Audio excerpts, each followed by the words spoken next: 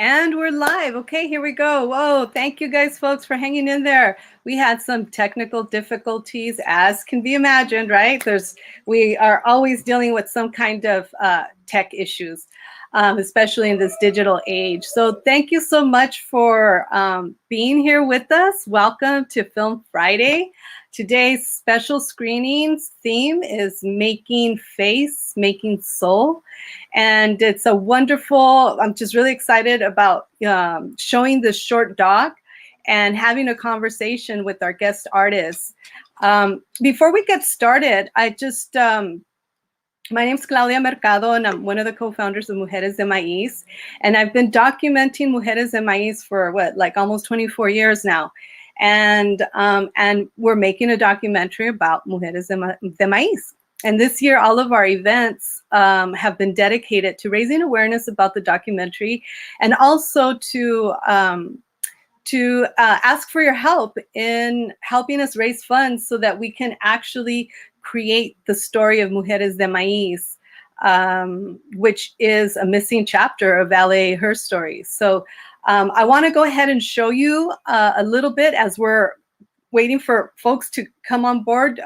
Like I said, we're dealing with some background technical issues, but in the meantime, that's all good because that means we get to show you a little bit of our trailer. So let me go ahead and share that with you now, and we'll get started. And once we're done with that, we'll have everybody here on board and we'll get the show on the road. All right, so let's see. I'm going to share my screen and see. There. All right. Oops. So Chrome is saying, okay, so I don't know what's going on. I don't know. No, we've already passed retrograde. I don't know what's going on, but let me try this other way. Hang on tight. All right. Oh, I think we're all here. All right. We're all here. So I'm getting the okay from our technical director here. So let's bring everybody on board. Yay. Yay, welcome everybody. Welcome. We are live. So again, thank you all for those of you that are here joining us for this Film Friday, Making Face, Making Soul. And first of all, I just would love to acknowledge this, the beautiful land that I'm in, this Toowoomba Gabrielino land. So in the chat, please let us know where you're, joining us from, right? Thank you. And let's get into the intro. So I'll let you show, I'll show you the campaign video in just a bit, but in the meantime, I would love to introduce our guests with us today. Okay, so we'll start with Alma or I'll say Elena. Alma Elena Cervantes. Hi, Elena. Hello. She's joining us from San Miguel de Allende in Guanajuato, Mexico. She's an educator, academic counselor, managerial and coordination style that inspires team learning and thoughtful community service is her focus. Alma is currently the scholarship coordinator for the Biblioteca Pública AC in San Miguel de Allende, Guanajuato, Mexico. I'm not too sure what AC means, but you'll let us know, right, Alma? Yeah, it's a community service organization. Okay, there you go. Thank you, Alma. And next we have Yreina Cervantez, who's an LA-based painter, muralist, and printmaker, and also Professor Emeritus from the Department of Chicano Studies at California State University, Northridge. Her artwork speaks to issues of decolonization, the intersection of spirituality, politics, and Chicana indigenous feminist identity and empowerment. She's currently in the exhibition Printing the Revolution, the Rise and Impact of Chicano Graphics, 1965 to now, at the Smithsonian Museum of Art. How exciting. Congratulations, Yreina. Thank you. Next, we have Lara. Hi, Lara.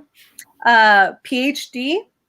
She is a professor in the Department of Chicano Studies at California State University, Northridge, where she teaches courses in Chicana X history and Chicana X spirituality and religion. She earned her doctorate from Claremont University, Graduate University in American History, and an MA in theology from the Graduate Theology Union in Berkeley, California. She is first generation college educated and raised in the San Francisco Bay Area, and now resides in Los Angeles County. And next we have Marta Martinez, who was born and raised here in Los Angeles. In 2010, she was fortunate to be part of Yreina Cervantez' Dia de los Muertos class at CSUN, where she was able to learn about Dia de los Muertos and reconnect to the world of art. While at CSUN, she collaborated on artwork with Yreina and students that commemorated Berta Cáceres and the students of Ayotzinapa. At the moment, she is a special education teacher educator at LAUSD. I believe. Is it LAUSD? I added that because I thought it was LAUSD. I'm at a charter school at the moment, a public charter school. Yeah. Oh, okay. All right. Cool. So, so without further ado, we're here to watch this special documentary that we all collaborated in. We took this journey across the Pacific and we went to Australia. And we have actually, before I continue, we have in the background our technical director, Maritza Alvarez, who also participated in this journey and in this documentation. You want to say hello, peep in and say hello, or she's being shy? I don't know, something. Hey. Yes, we have our background in the green room and all these different rooms in the background. So thank you to all the Mujeres de Maíz, to everybody here who's watching. And without further ado, we're gonna, before we actually show the video, did anybody want to say anything about this, what we're gonna watch? Or shall we just jump right into it? Because we're gonna have a juicy conversation afterwards. So yeah, anything before we get started? Well, I just want to say it was a really wonderful collaboration with the University of Southern Queensland in Australia and the women and scholars and artists there. And Alma was really instrumental in coordinating that part of it, you know, in terms of our being able to have this exchange. And so it was really a wonderful exchange on many levels. So I think the film is going to really raise a lot of questions and, you know, speak for, you know, what the whole exchange was about. So Definitely. Okay. So we are going to be watching Days of the Dead, right? Living, Recalling Spirit and Ancestors. So I'm going to pull that up. And the short documentary is about less than 40 minutes. Okay. So get your popcorn, get comfy, and enjoy the ride. Here we go. I'm going to share my screen. And you all let me know if you can see it, please, because sometimes this gets a little tricky. Claudia, do you want to say who the filmmakers were? Sure. Well, we were actually, let's see. So both Maritza, who's the technical director in the background, she was asked to get this documentation going, and she asked me to help her out. So we both decided to join this team of artists, activists, educators, students, and document this journey. And that's what we did. We documented, and when we came back, I edited, put some little something together, which is what you're going to take a look. So both Maritza Alvarez and myself are the filmmakers on this short documentary. All right, here we go. Okay, share my screen.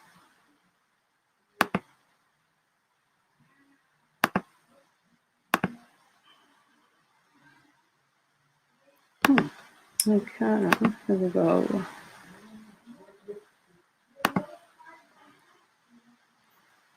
Here we go. The drive that this is coming off of is taking a little minute to warm up since it was waiting for a little bit. So here we go.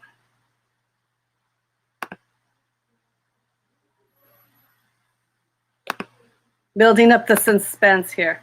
All right. What else we got?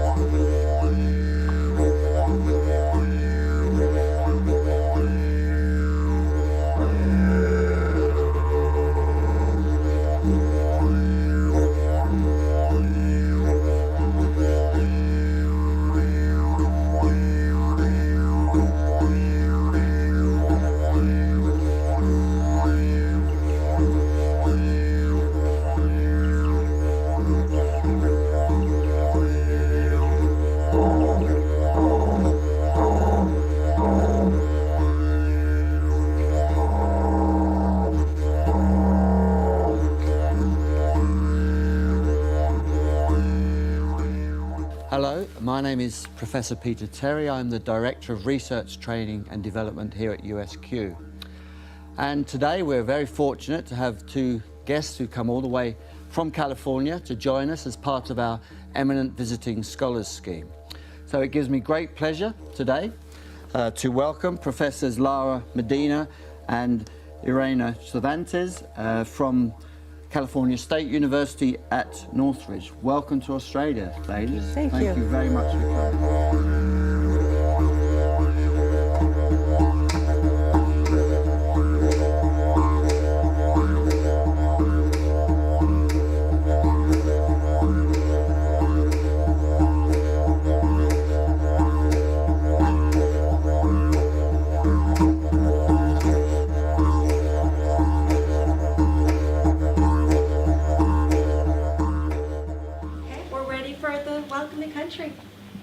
So, how are you all? So, welcome. I'm Philip, I'm the Operations Manager of the Indigenous College. So today we walk in the footprints of our ancestors. For thousands of years they created footprints to gather for ceremony, community, celebrations, sorry business, birth of children, yarning, to pay respects to elders and to live life itself. Today, we create new footprints in the same respect that has been passed down from generation to generation.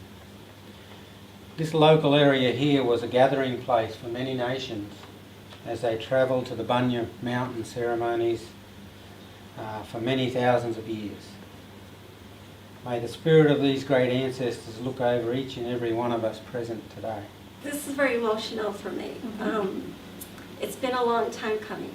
Yeah. And I cannot tell you how amazing it feels to have Chicana and Aboriginal women in one room. And the visions I have for the future of this growing sisterhood. And how it's going to benefit many, many young men and women in the future. Can I just interrupt and say that, you know, Professor Bonda's not here at the moment, and it really is Professor Bonda and Alma Cervantes' friendship and sense of isolation and then finding each other that has led to this moment and, you know, the next year-long moments and the next 10 years moments, so that it all comes from this sisterhood that is formed between you and Tracy. And that's why we're all here now. And I think if Tracy were here, she would agree that we also need to thank Claudia Mercado's spirit Yeah, totally. for being present when we met, because that was the beginning of a conversation that led to this and our future together. On behalf of all of us, I just want to say thank you to all of you. It's really an honor for us to be here, and we bring the spirit of our ancestors here to meet with all of you and to meet with the spirit of your ancestors. Well, I'm third generation Chicana, born in the United States. I live pretty much permanently in California, and my areas are primarily Chicano history, culture, and spirituality.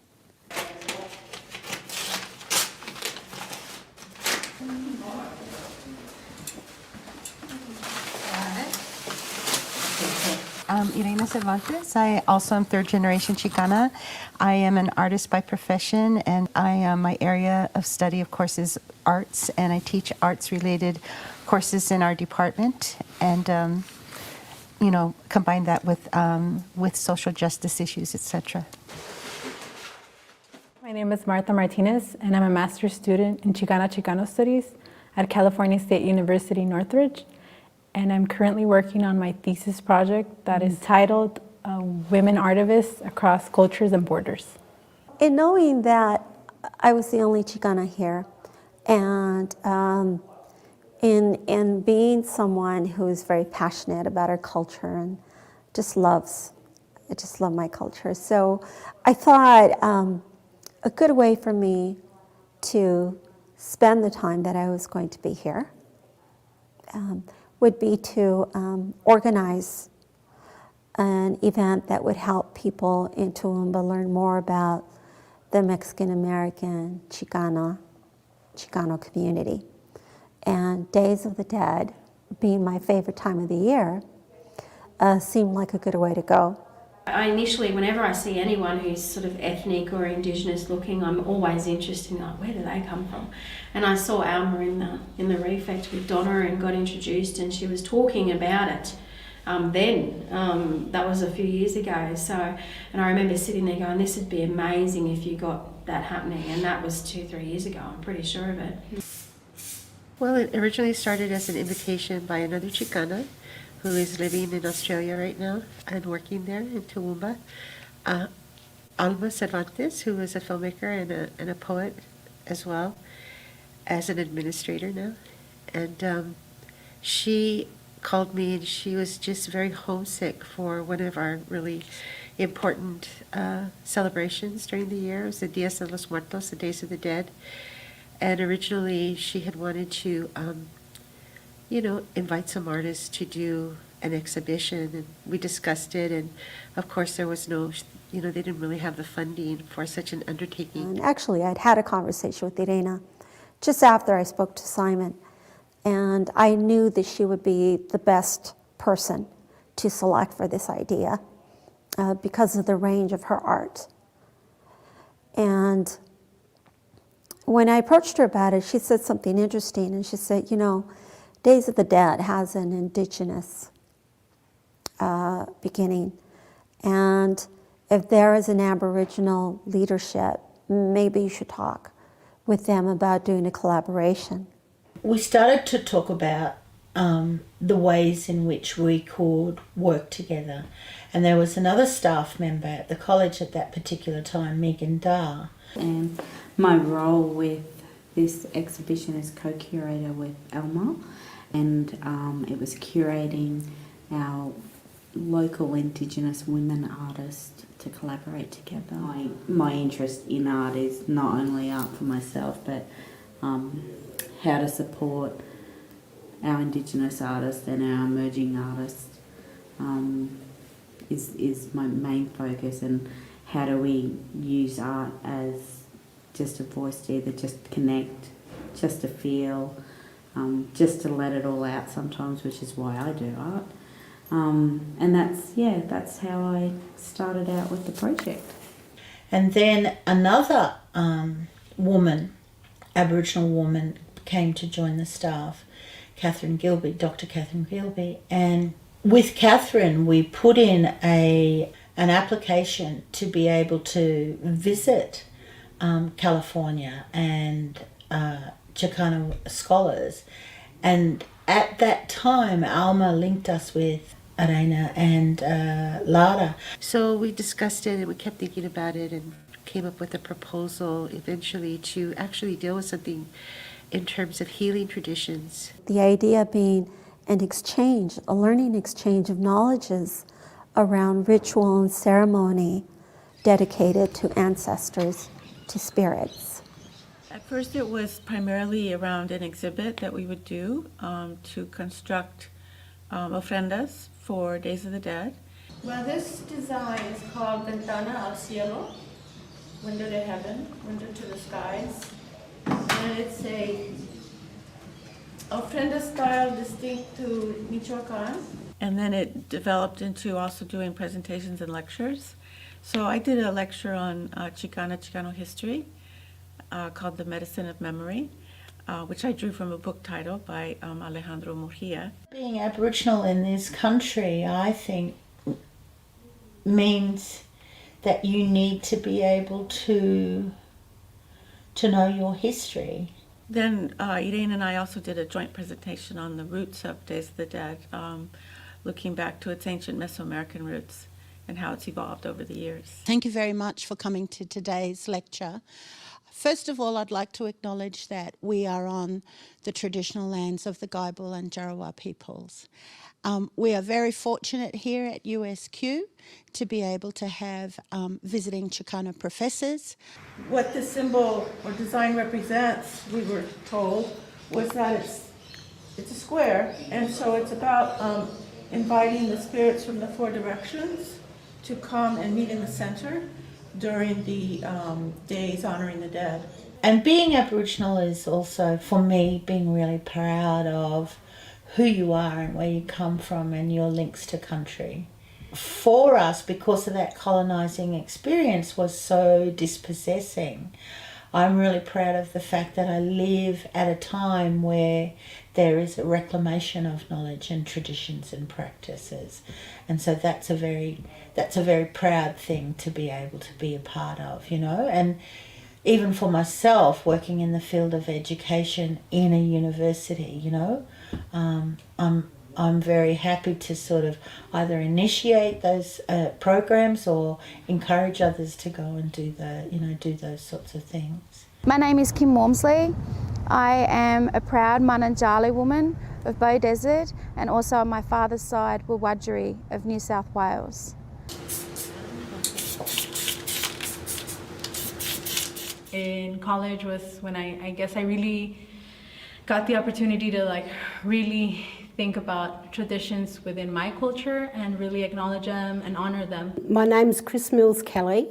I'm an Aboriginal artist. My clan is actually the Bundjalung people. I love using sculpture and 3D materials. I do ceramics also, but my favourite is by far the wood. I am also adopted, so I was raised by non-Indigenous people, and then around about 17 years ago I went in search of finding my natural family and also in seeking my Indigenous spirituality and heritage, as I was raised in a modern world. So I was in search of that, and I'm deep into that at the moment, and I'm reconnecting with my culture, with my spirituality, and then learning how to be an Indigenous woman living in two worlds.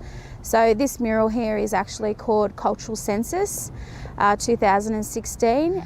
I wanted to do a piece that was, it's hard to say that I couldn't just paint what I paint. This mural was about community. It was about me giving back rather than me interpreting what I wanted to see on the mural. So a lot of thought went into the process in regards to what it should mean about Toowoomba as a multicultural society, as a multi-faith society. Also, Aboriginal people within itself are so diverse. So it was about putting all of that into one piece that could tell many stories. Martha made sure that when we did the snake, for example, we just couldn't cut out the snake or else the whole shape would fall through. So you have to make sure that it connects to something else. Well, for me, it's the first time Martha learned the technique in Oaxaca, right? I think we mentioned of doing the 3 different, the layering. So, but I've done stencils, but just one. But it's the first time for both of us doing huge stencil. Yeah. And then also this detail. Yeah, definitely. So. Yeah, because I think for stencils, usually it's more, I think people tend to keep it a little bit more simple, right? So this was definitely a challenge for a good learning experience. So maybe in the future, we could do this. We know that we can do, this kind of work if we wanted to. Just a nice color. Wow. So after they're covered with the marigolds, and we're using paper marigolds because of the gallery space, but it would be covered in fresh marigolds.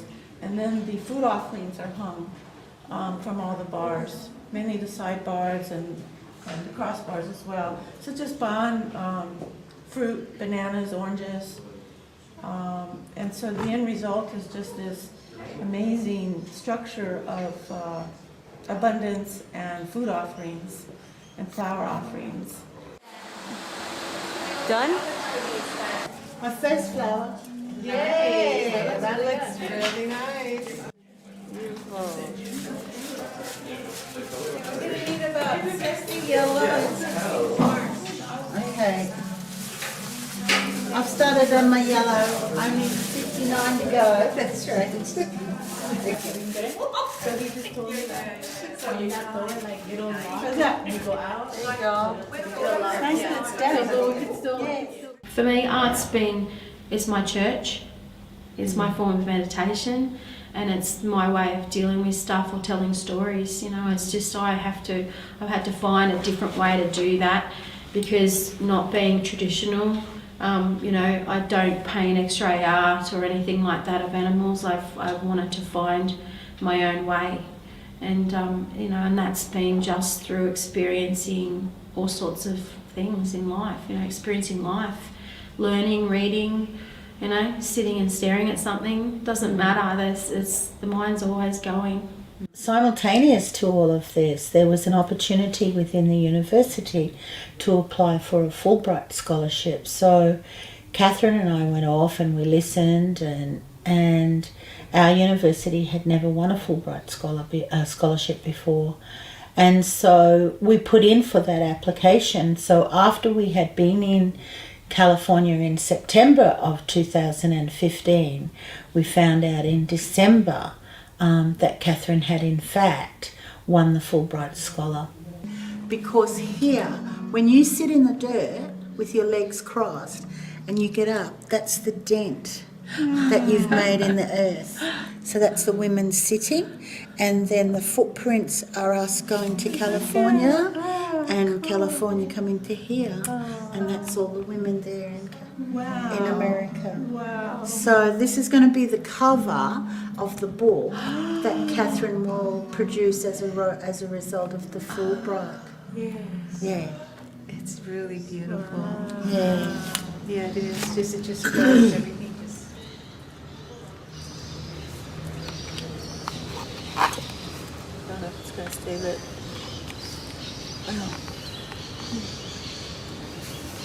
Grandmothers and grandfathers, thank you. Thank you for bringing us here. Gracias por este camino. Thank you for bringing us here to this land to share and to learn. We ask for blessings on our work here. We ask for guidance and protection. And we ask that we offer it with open hearts, and that it is received with open hearts. And blessings on all our loved ones in our homeland. We give thanks for all the people who are supporting us here. We ask for blessings on our ofrendas, that they be received with love and understanding, and this would all go really well for all our nations. Grandmother, grandfather, thank you for bringing us here safely. Thank you for the lessons learned along the road. There have been a lot of lessons in the organizing and the dreaming about this moment, and thank you for the lessons that we continue to learn.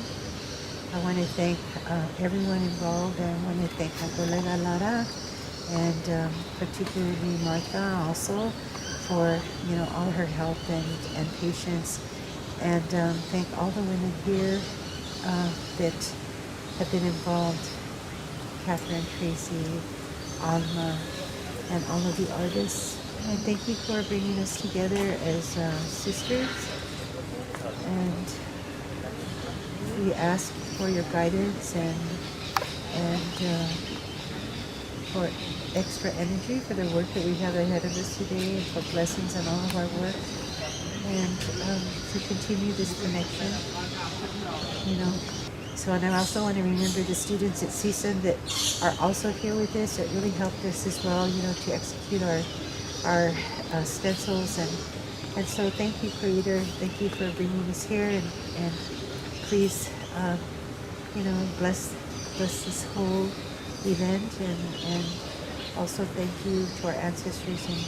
And we ask that you guide us safely back as well. Thank you, Almighty Nations.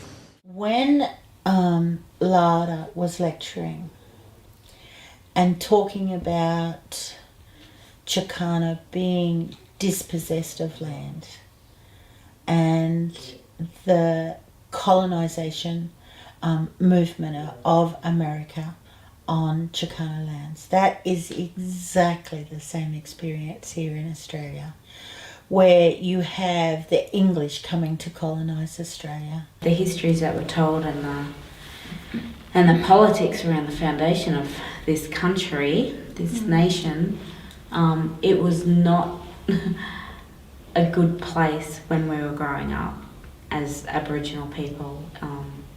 And you felt that it was a shame, it was a sin put on you. To be Aboriginal, that you wouldn't succeed, that, you know, we would displace people. A lot of my work spans around the wood and the camphor laurel. In the past I have made clothings, mainly bonnets, hats, shoes, babies' booties, those sorts of things. Those particular pieces that I made in the past represented the stolen generation and the difficulties that the Aboriginal people have coming into the modern Australian or the modern European society back then, and their introduction to a world that was foreign to them. The works that I have made for this particular exhibition are much more traditional. They're the Coolamons. Traditional Aboriginal people use these to carry their any of their seeds, berries, all that sort of stuff around with them when they were gathering. They also use them to place babies in, sometimes for safety and for carrying purposes. The Coolamon was very much used by many of the different mobs throughout Australia, so it is a very common traditional tool. And the spirit people in the background, they're actually from the stories that I've learnt. But there's 1, 2, 3, 4, 5, I've got 6, and there's one out the front. So I'll try to cut the story short. But so the story goes, and I'll give you the actual story that I tell young children, because I do workshops with children, and I go, in a galaxy far, far away, there lived a group of spirit people or beings. So, and it's where we call the 5th dimension. And my pronunciation will probably be incorrect, but Mandajaran Gamad is the name of the 5th dimension in this dreaming story. So each one has a duty, and I believe that all Indigenous cultures have their own deities of similar, so we all have the elements, and under those elements come all the different tribes. So the 5 brothers represent the tree, so the tree of life. So I do a lot of tree of lives, and they've always got 5 trunks, which represents the 5 brothers, which is Australia, Pamanyagan. I think too, in the contemporary sense, what Chicana people experience in the Americas in terms of dispossession of place, you know, contemporary dispossession of place, and, you know, maintaining the right to be able to have good education and good health and good housing, you know. They're the contemporary struggles that we have as well as Indigenous people. So coil shaki will be a number, and then the altar will be another number. Okay, but these ones, no? So what's going to go here? These are on the other side of the that one is all dedicated to Ayotzinapa, Yeah. and this one's all dedicated to Berta Cáceres. Okay. Yeah, so basically they're both like one piece, right? Okay. Welcome to Days of the Dead, living, recalling ancestors in spirit.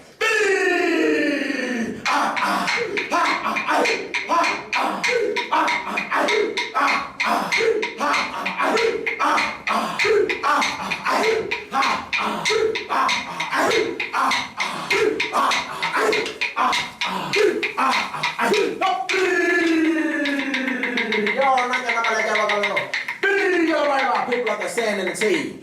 We'd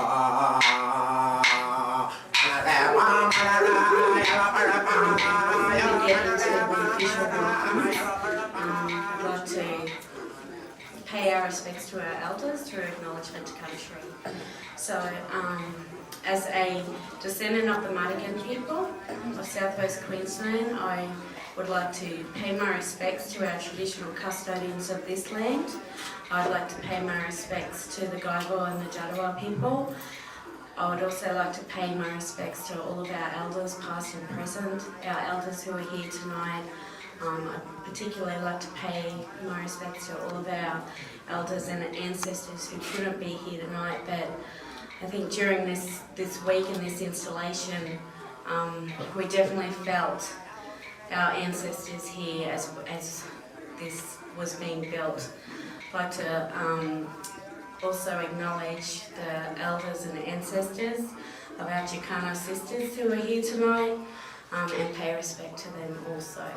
On behalf of Megan and myself, we wish to thank our senior curator and advisor, Simon Mee, the Arts Works team, thanks to Red Train, Scissors Leadership, Tracy, Rebecca, Sion, Catherine. Just when I thought I was ready to fade, I just saw a hand go up and say, "Go ahead, sister, I'm taking over from here." Thank you for that. The Chicana artists whose experience and hard work and positive spirit and creation. I have no doubt that the ancestors are filled with pride right now to know that their daughters represent them in such an amazing way. Yreina Cervantez, Lara Medina, Martinez. As I watched them work, I thought to myself, they embodied a famous Mexican saying that says, "No me rajo al trabajo, no le tengo miedo." I will not be discouraged by the size of the job. I am not afraid of real work. I want to thank our Aboriginal sister artists, Kim Walmsley, Robin Heckenberg, and Chris Keller. Thank you for embracing the concept of Days of the Dead and showing the courage to explore your stories and sharing them for Chicana sisters to take this knowledge back across the Pacific and to share with the community there. This, as Tracy mentioned, is only a beginning.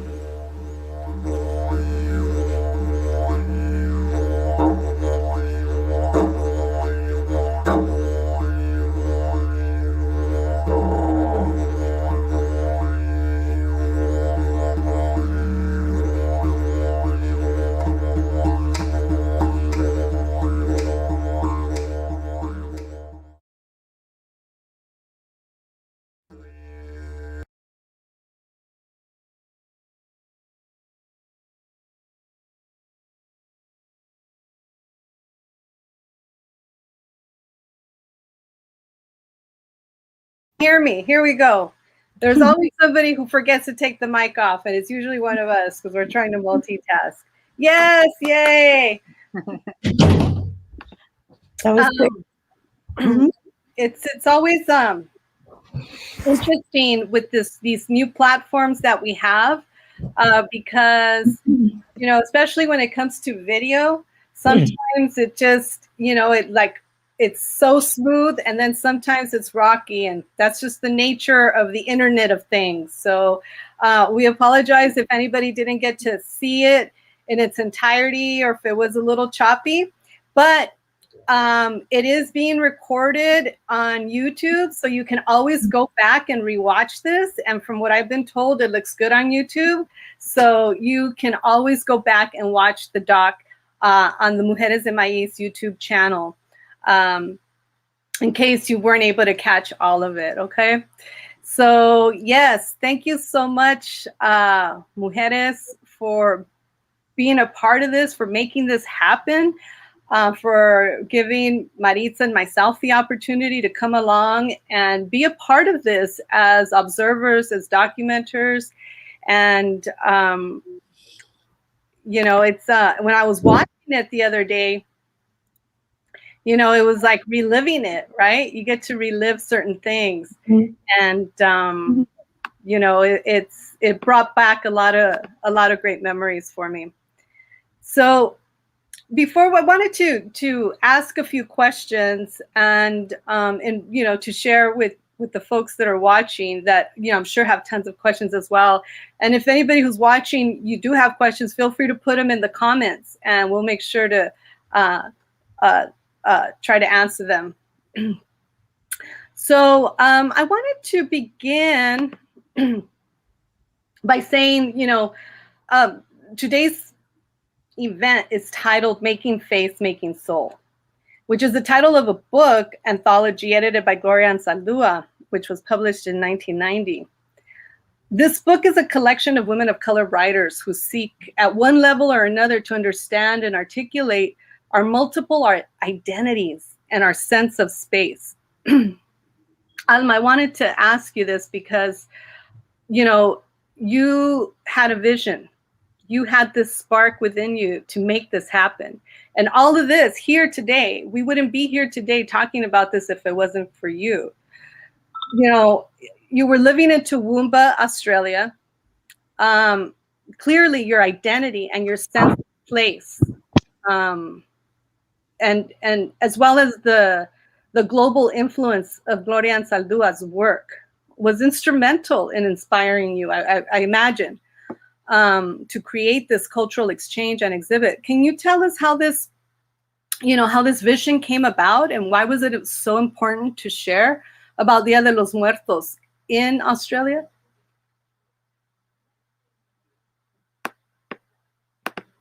Oops, I think you're muted.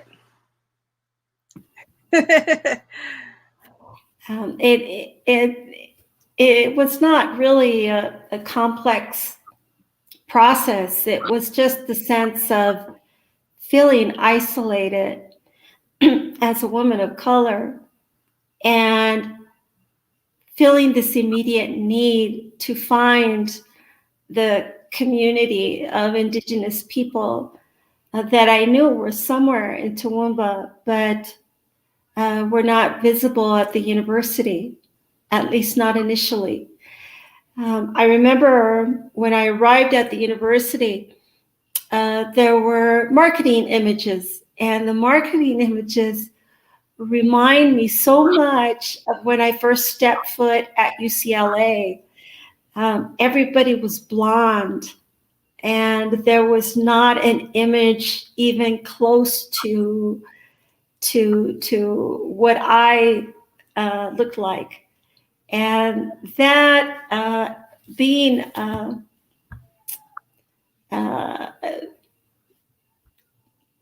Chicana and having had the benefit of knowing myself and loving culture, I just thought I have to do something about this.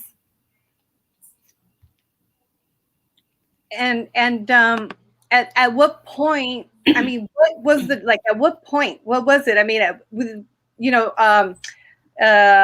Catherine mentioned that Gloria Anzaldúa had to be, you know, oh no, it was you that you had mentioned Gloria Anzaldúa was present. Yeah, the process of making the event happen was, I think about the image of the footsteps and how the way we walk in an indigenous land is important when we're new to that land. And I remember being very aware of how important it was for me to introduce myself and to and my hope was that I would be welcomed. Now, when I was at the university, I was welcome to the university, but it was very, it was a commercial, oh, welcome to the city of Toowoomba. But when I was welcomed by an elder, I felt, okay, it's okay for me to walk and to begin to communicate, to start a dialogue. This led me to the College of Indigenous Studies and Education in Toowoomba. And it happened to be also coincidental that the new director of the college was a woman. And when I set an appointment, a meeting, I was wondering, how can I begin to describe to her that I'm Chicana? Will she know what a Chicana is? It's always that first, do I have to explain who I am? And when I walked into her office, she was preparing a PowerPoint presentation, and the image on her PowerPoint was of Gloria Anzaldúa and Sharir Moraga. Wow. Yeah. What coincidence, right? Or not coincidence, right? So yeah, that I would take that as a good sign to proceed. And for the rest of you, like, why did you decide to, I mean, aside from like, traveling and, getting to know, like, going to a very, across the other side of the world and, meeting new people, but what would you say was at the heart or at the essence of why you decided to participate in this project? Marta, Yreina, Lara. Yreina, why don't you speak first? Oh, I was going to ask you. Well, I think that it was really important. Well, when I first got the call from Alma about possibly being able to organize an exhibition of Chicana and Chicano art, to go to Australia, to Toowoomba, I started thinking about what some of the possibilities are. First of all, that is besides being a great undertaking, it's a very expensive undertaking, and we didn't have the budget for that. So I, talked with Lara, and we thought about different things that, possibilities. And I think what was of interest to both of us was that we really would connect with Aboriginal women in terms of the traditions, the different kinds of traditions to commemorate and to honor our loved ones or our ancestors through Dias de los Muertos. One of the ways that we solved the exhibition was that I approached many of the artists here in Los Angeles locally, and they were very generous in terms of allowing us to use their image in a presentation, but it was in a slide presentation. And so that was one aspect of the show that you didn't get to see, but a range of different kinds of Chicana and Chicano artwork. So I think it was really our desire. Lara and I have had the great opportunity to work together over many years in terms of creating different, ceremonies and opportunities for Dias de los Muertos. And so I think I saw this, and I think she did too, as an extension of our work, and just kind to also just create that bridge between, our own experiences as a Chicana indigenous and reaching out, to another culture that we felt was really, that we had so much in common with in many ways. And then also it was very interesting. We'll probably talk about this later. I'd like to hear some of the other women speak on it. But we found out that the traditions are very, very, they're very heartfelt, but they're also very different in the way that we remember and commemorate our loved ones. So I think it was our desire to really connect with other women around this idea of Dia de los Muertos.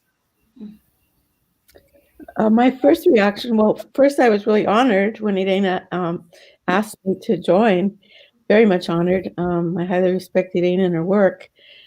My second reaction was, how far is that? I had never thought about going to Australia.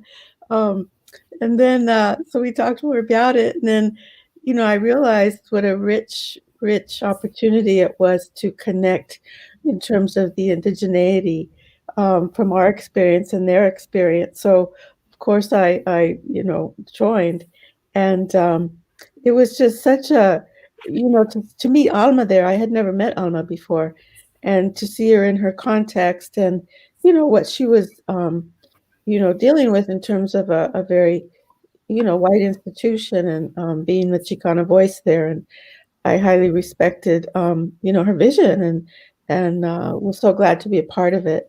And we learned a lot. It was hard work, but it was all worth it. Mm-hmm. Mm-hmm. Marta, did you want to say anything? I think, like you all have mentioned, I felt very honored to be able to join, other Chicanas in this exchange. And it was an experience where, I got to learn a lot and got to share what I know and what I've been taught, So overall, it was just, it was a great opportunity to exchange ideas and history and all sorts of things. Yes, I agree. And as a matter of fact, on that note, I wanted to ask you all this. And you kind of mentioned it a little bit here and there, but so now here's the opportunity to get more into it. What was the undertaking like, in creating this exhibition, which is across the Pacific? What challenges arose? How did you guys resolve them? How long did it take to raise the funds and for Alma? I in the documentary, one of the artists, she remembers you talking about this, but that was like 2 years ago, before the event actually occurred, right? So, what hoops what hoops did you have to jump through or go through? And specifically for the artists, tell us, how you dealt with any arising creative challenges. So whoever wants to go first. Go ahead, Alma. Again, I'll refer to the metaphor of the footsteps. If we could capture footsteps as they represent challenges, pace, the ability to know when to move forward and when it's okay to stop for a moment, not give up on the idea, but just to let the lives of the people that you want to work with to take their to have their own momentum. Is what I'll use the word momentum, because the artists have lives. And when I first thought of it, the year I wanted it to take place, not everybody's lives were in sync. And I had to not see that as discouraging, but as a way to say, okay, maybe not this year, maybe next year. Raising the funds was also a reason to pull back and say, okay, let's find the money. And it was an amazing learning experience from the coordinating and curating part of it. On this end, we also started at least 2 years well in advance, from the very time that Alma contacted me, and just the whole bureaucracy. I guess you guys know what bureaucracy is like. There was a lot of layers of bureaucracy, and forms, and going to different people for different kinds of approvals, and then getting the money together on our end to be able to travel and to do the film and to do all of those different things. That Lara and I worked on, in terms of preparation on this end to try to get to Australia. And then as far as the art, I'd like Marta to talk about it a little bit, but the art, there was also a challenge, because we did the ofrendas, but we also did the large stencil murals, and we had to prepare those ahead of time because we knew we had a very tight schedule. once we got to Australia, we really hit the ground running. And I seen the film.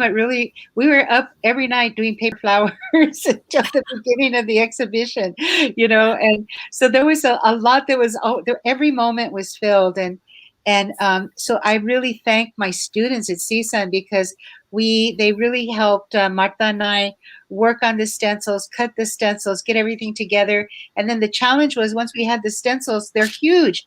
And to carry the stencils on the plane, we had to find a way to take them.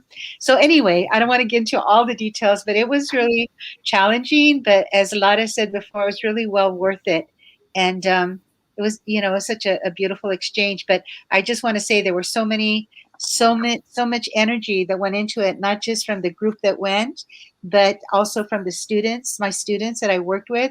And then I want to really acknowledge Marta, or Maritza, and of course Marta, but Maritza and Claudia, because they were not only the film crew, they really helped us pull together the stencil murals. And we worked on those day and night also. So anyway, there was just so much that went into it. It was really such a lovely and exhilarating and challenging experience.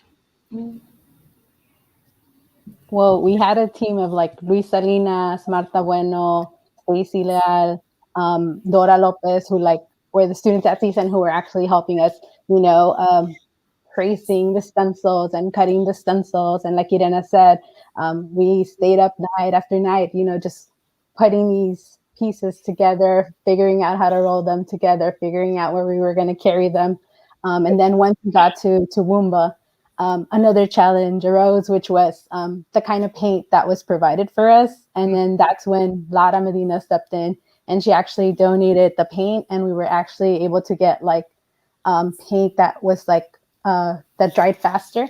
So in that way, that helped speed the process of putting these stencils up on the wall. And like Yreina said, Maritza and Claudia were instrumental in actually like helping us put these stencils up, because they were giant walls.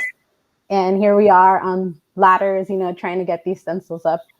But yeah, overall, it was very, it was such a great experience in the end after, it was all put together. I don't even know how many hours we spent, but we spent many hours on this. And like Yreina said, day and night, just trying to put this together, and we made it happen.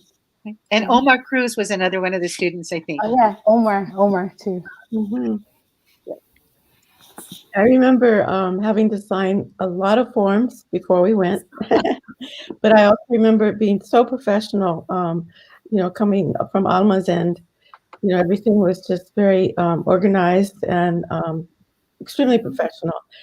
And then, when we finally got funding, I believe on our end, we had to buy the materials, the actual objects we were going to take with us for the ofrendas.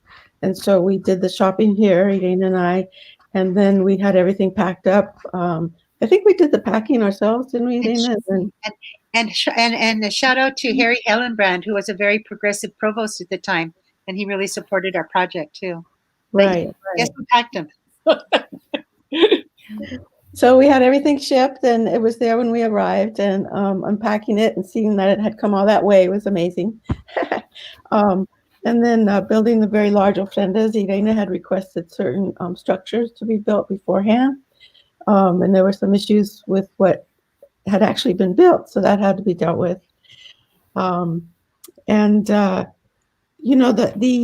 final event that you captured on the film was really, really special, because a lot of community folks came out for that. And for them, it was like the first time they were seeing these huge ofrendas. We had 2 ofrendas with photographs of the deceased, which in their tradition wasn't a common practice. Right. So we knew that, parts of our tradition would be challenging for them, but it was very well received. It was, people were open to it and the meaning of it all.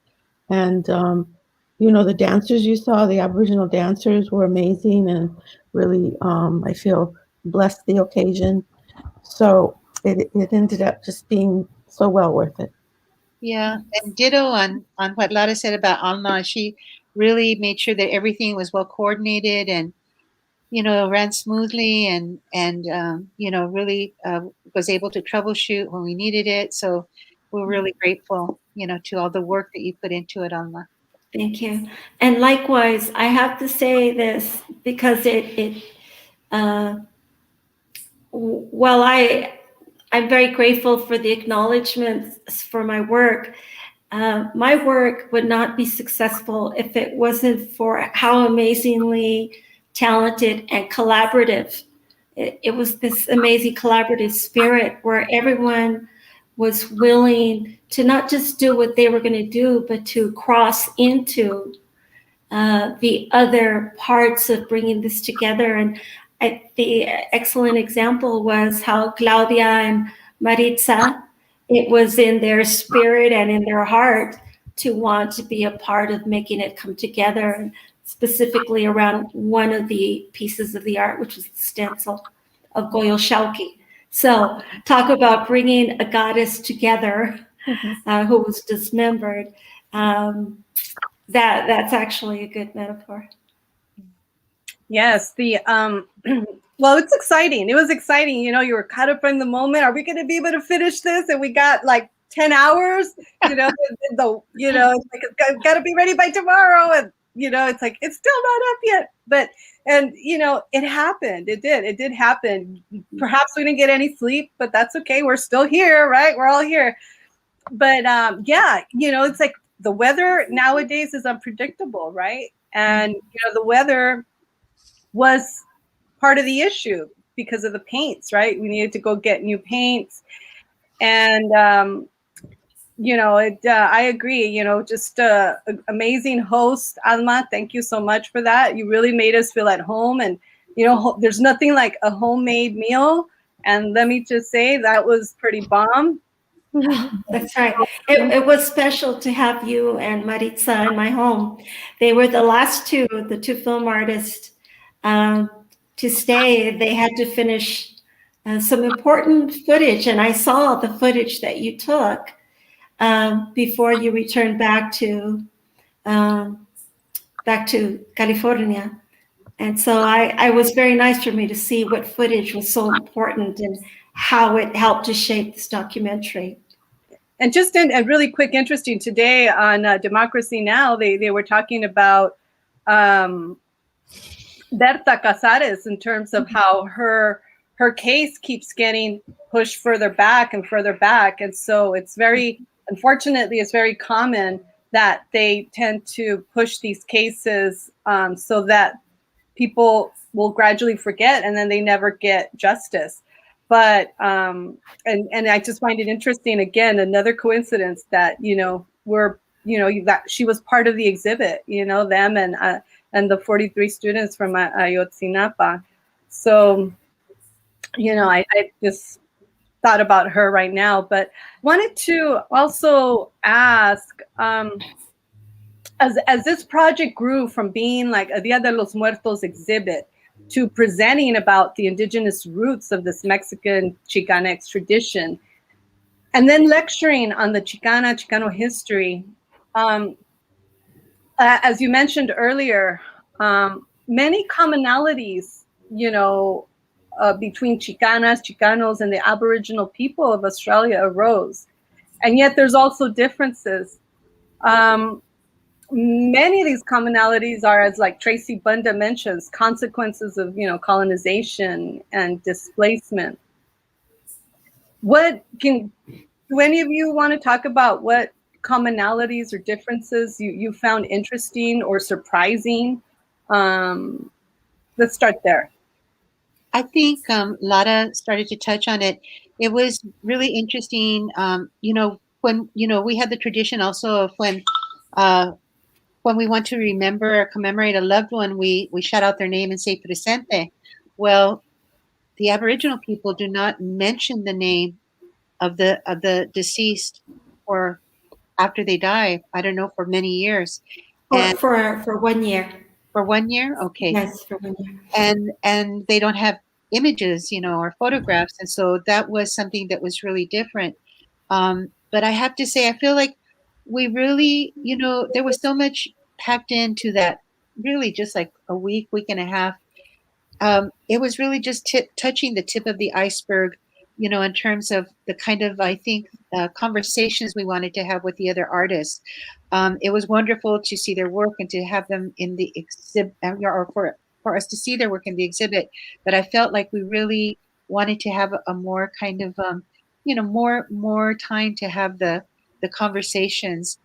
But I think another aspect was just a connection to nature, reciprocity, some of those really core values that many Indigenous people have in terms of respect, you know, for the environment. Mhm. Right. And the respect for the elders. And one thing that, you know, we heard a lot about their mythology, right? The sisters and the little bit that was shared in the film about the 5 sisters. And it was just apparent that both our cultures share a spirituality and not the same mythology, but we both have really important mythologies, many that center around women. And it would have been nice to, as Yreina said, to have more time to get deeper into that. And also, we didn't have a lot of time, or very little time, to explore the land itself. I wish we could have done that more, but there was obvious you know, our mutual respect for land and relationship to land.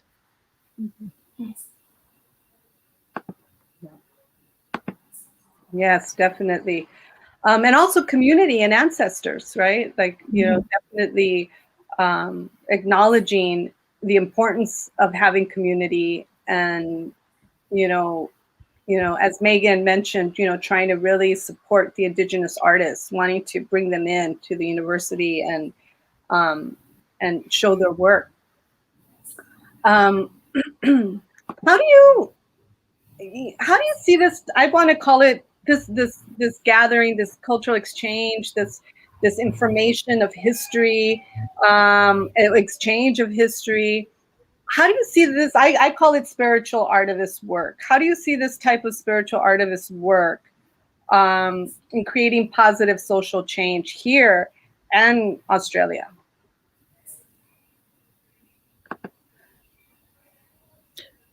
Part of what came to us while we were there was how the next step could be the bringing younger Chicano students to Australia and vice versa, because we really felt like the Indigenous identity needed to be shared and talked about by the youth, you know, who are living it and creating their own art.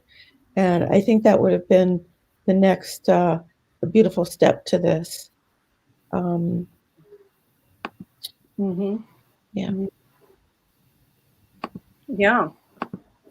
And you know, I like the fact, you know, how, you know, Alma, you know, we capture Alma talking about, you know, how this is just the beginning. And I do feel like it's the beginning because, you know, hopefully this short documentary, which just captures a little bit of the journey, you know, could inspire, you know, other folks to, or perhaps, you know, maybe even Mujeres de Maíz, maybe we need to call Catherine and say, hey, let's do something, right?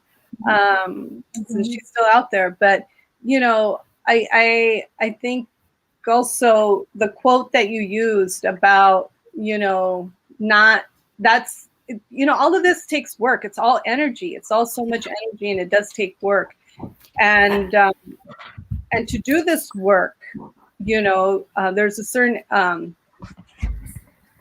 I don't know what to call it, but it's kind of like this lack of fear, you know, in taking on the challenge, right? Which the quote that you, not to fear or to be afraid. Don't be discouraged by the size of the work. I want to say this. Catherine had just an amazing experience being able to become part of the Chicano community.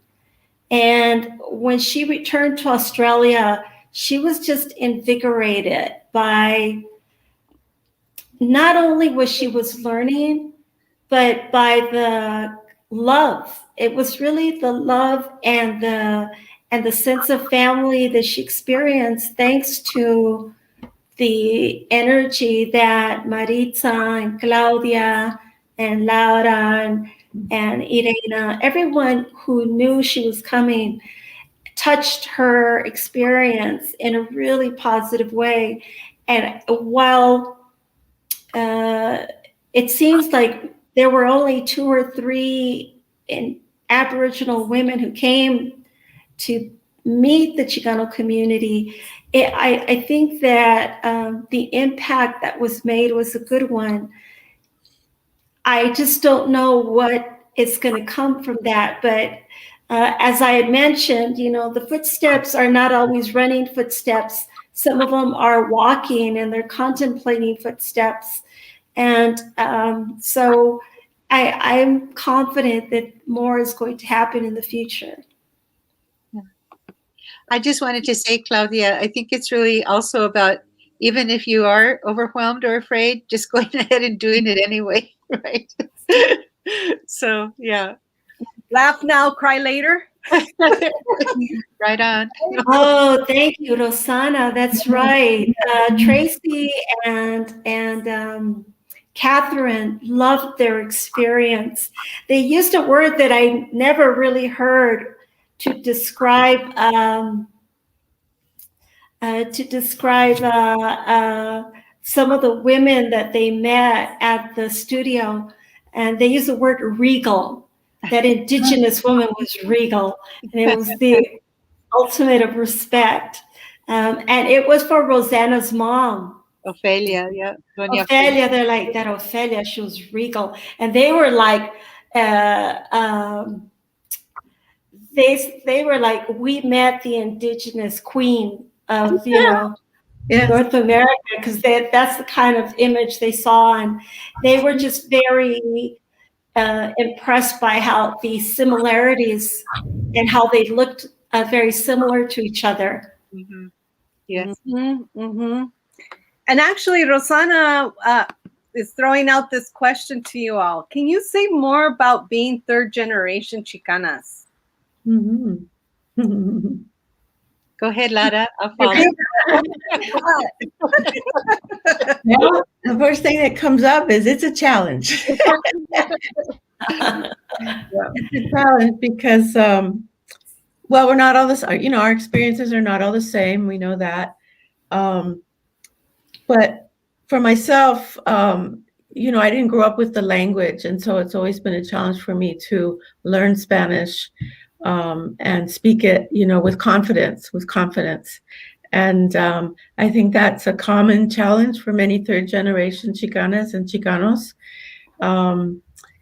In fact, during my talk that I gave there on the Chicanx history, when I got to the Chicano movement, some of you probably remember, I kind of broke down crying. I got emotional about it.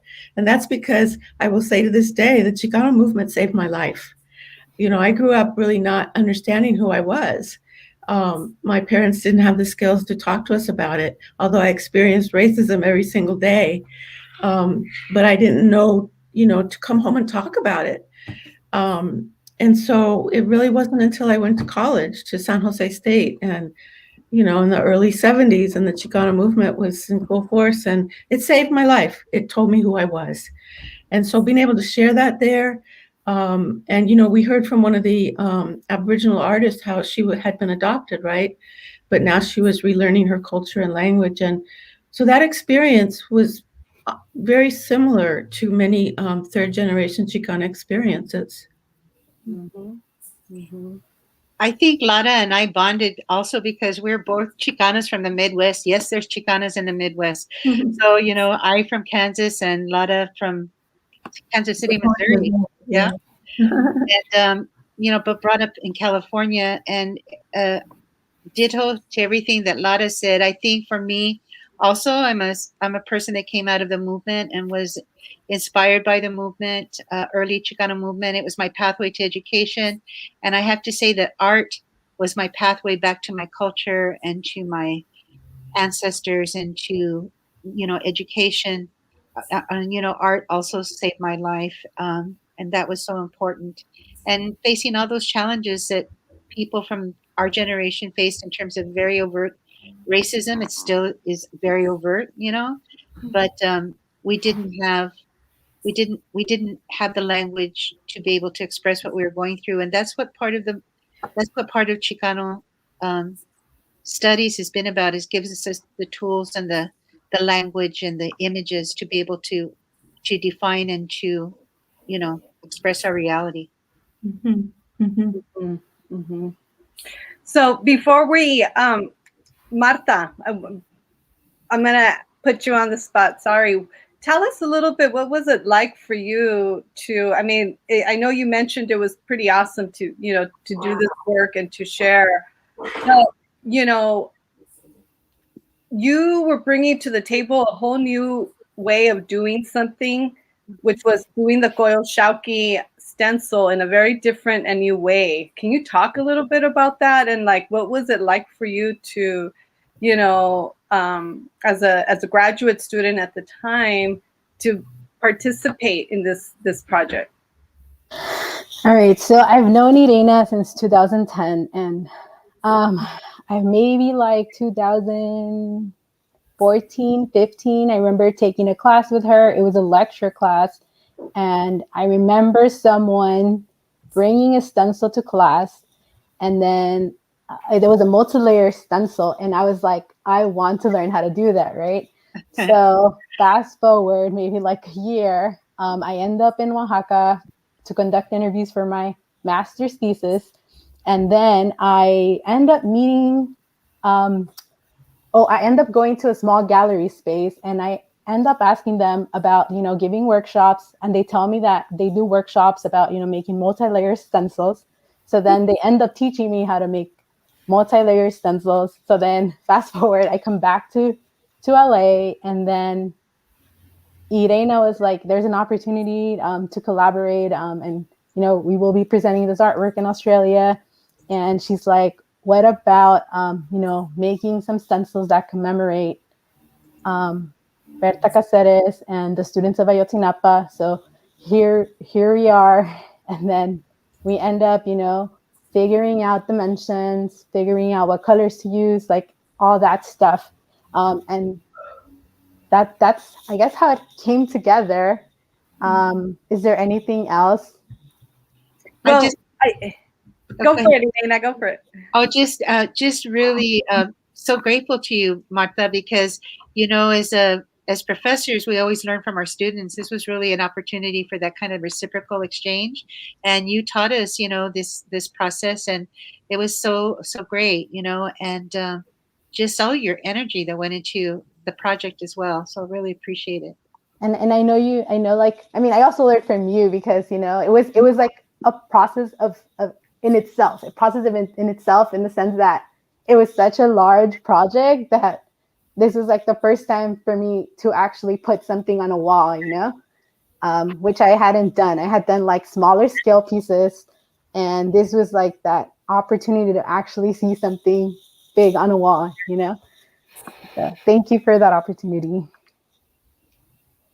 Yeah, definitely. I think we can all say that, we all definitely gained a lot, just from being a part of the journey, to whatever capacity we were at. One funny thing is that, because we were using spray paint, we could not, the university was open during the day, so they wouldn't let us work in the gallery during the day. They didn't want everybody to be, to be gassed with the spray paint. So we had to work at night, till wee hours in the morning. So that was one of the challenges, but it was great. Yeah. It was. Yeah.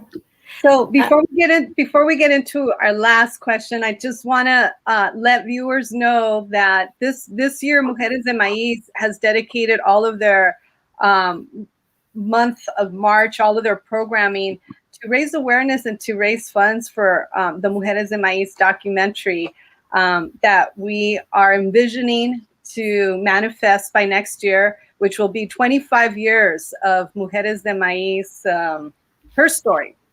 So yeah, and we would love, if you can, if it's within your means, to help us raise some funds. Please go to our GoFundMe. We are working to raise funds, not only for the documentary, but also to raise money so that we can professionally archive what is like almost 24 years of documentation of, of the live art shows, poetry nights, workshops, conferences.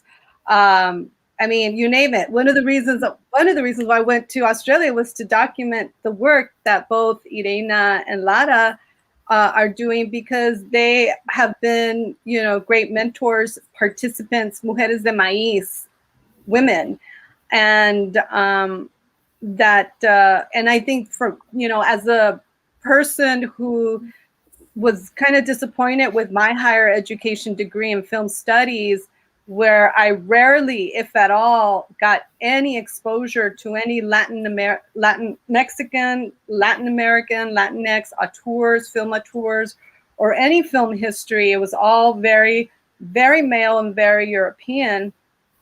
So when I came out of there, my goal was just to document as much as the work, the desire, the passion, the energía of people like me.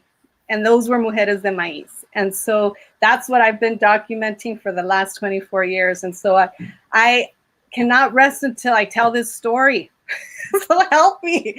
So please, if you're out there, help us tell this story, because I really feel it's a missing chapter of Valley history that needs to be told, not only for us, but for the next generations to come.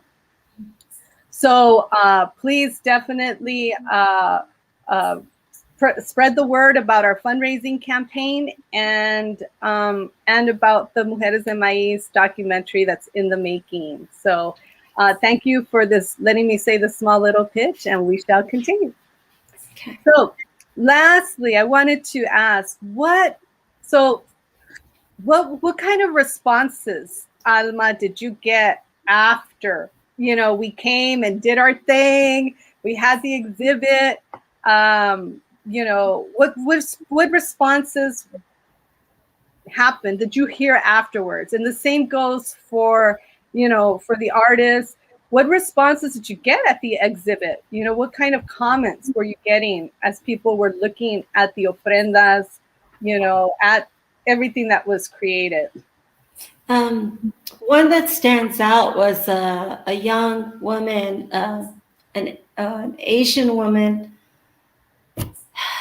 and I want to say she was either from Thailand or the Philippines, but she came several times to the exhibit during her lunch break, and she said that it was very therapeutic for her to see the altars, because her culture had a very similar way of honoring ancestors, grandparents, and she really, really enjoyed it.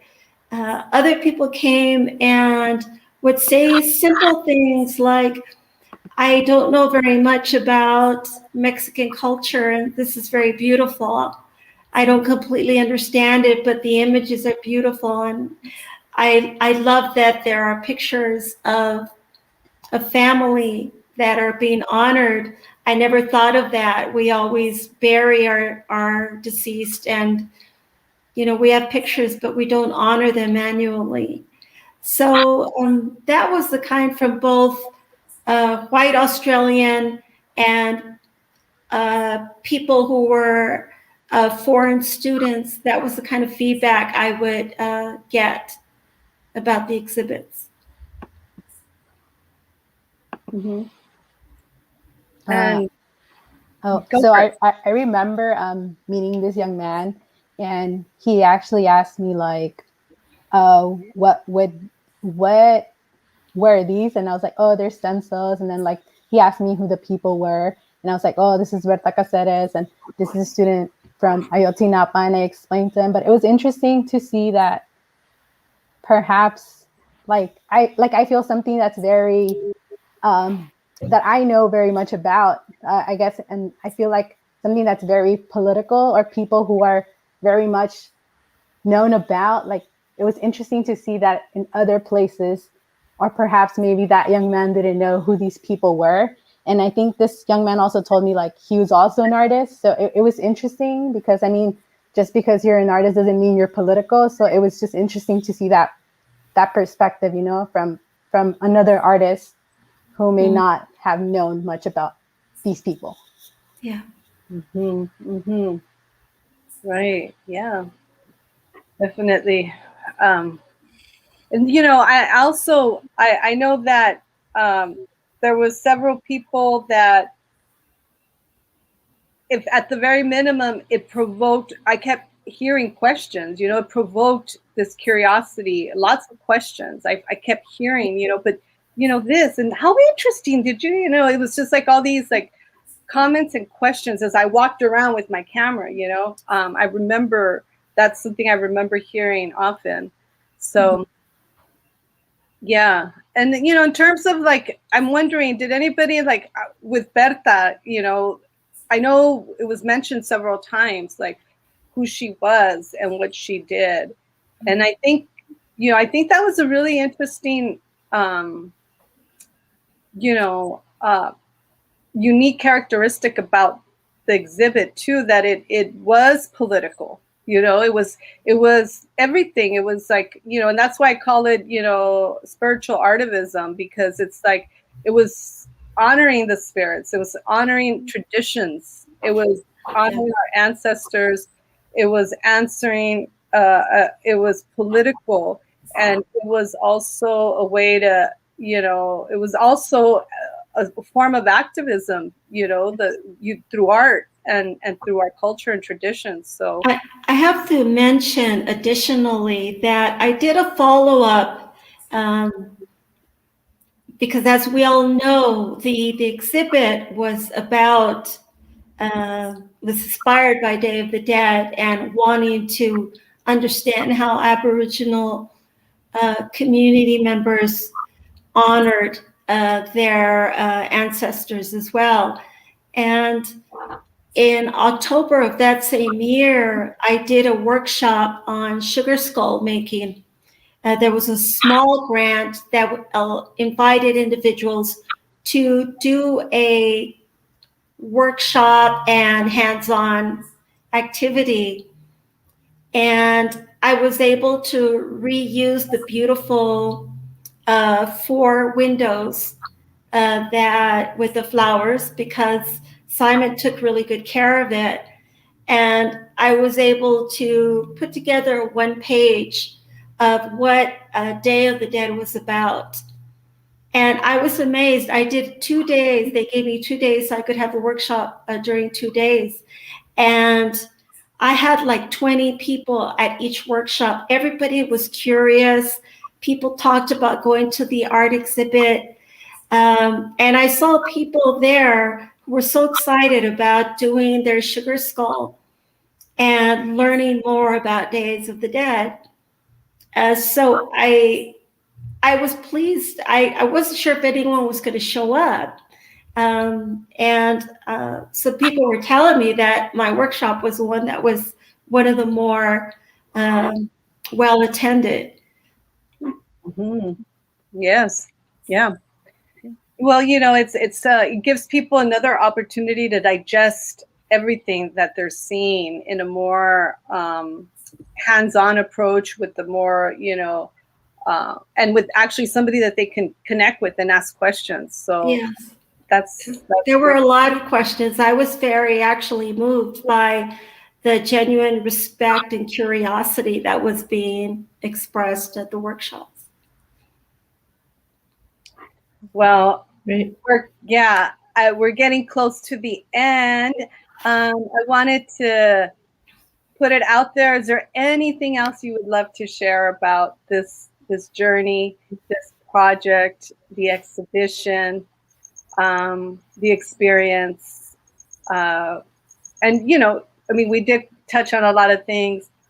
I personally just want to say thank you for you know, for being a reflection of who I am, reminding me of, you know, the power of art, the power of our traditions and connecting to our history, and for giving me the opportunity to explore my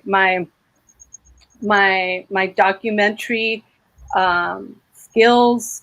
And so I'm very honored that I had this opportunity to share with you all, and it definitely holds a very special place in my corazón. So thank you to all of you.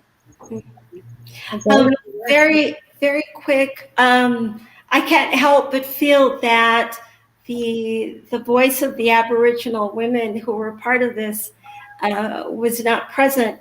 Will you do another similar event where you invite Tracy and Catherine? Absolutely. I was actually already thinking that, and I'm hoping that in the near future we have a platform that is specifically for watching videos that, you know, that's specifically catering to the art of film, because this is more like Zoom, and it's great, but it's not necessarily the best platform to show videos, because as you can see, there's glitches and blah blah blah, but it's all good. So yes, I would love to definitely have another version of this with the other mujeres present, and hopefully that can happen in the near future.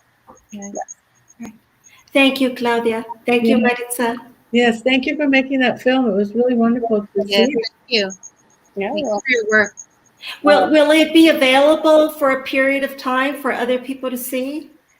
Yes, this whole plática and the video will be up on the Mujeres de Maíz YouTube, and the actual, just the video in and of itself, I'm gonna put it up on the Vimeo, on my Vimeo site. So if it, I shouldn't say that. I should probably make sure it's okay with everybody. Or there's probably a few tweaks that we're gonna make to the doc. But yes, it's gonna be on our YouTube channel for a while. Okay, great. Thank you. But it'll be there for at least another month or two. Yeah. Good. Okay. So, thank you, mujeres. It's been lovely to reconnect in this way. Thank you. And to show everybody's work. And let's. I'm looking forward to the part 2. So good to see you, Alma, too. Good to see you. Thank you. Saludos. Bye. Thank you, everybody, for joining us. Have a good night and be well. Good night. Thank you. Bye-bye. Bye.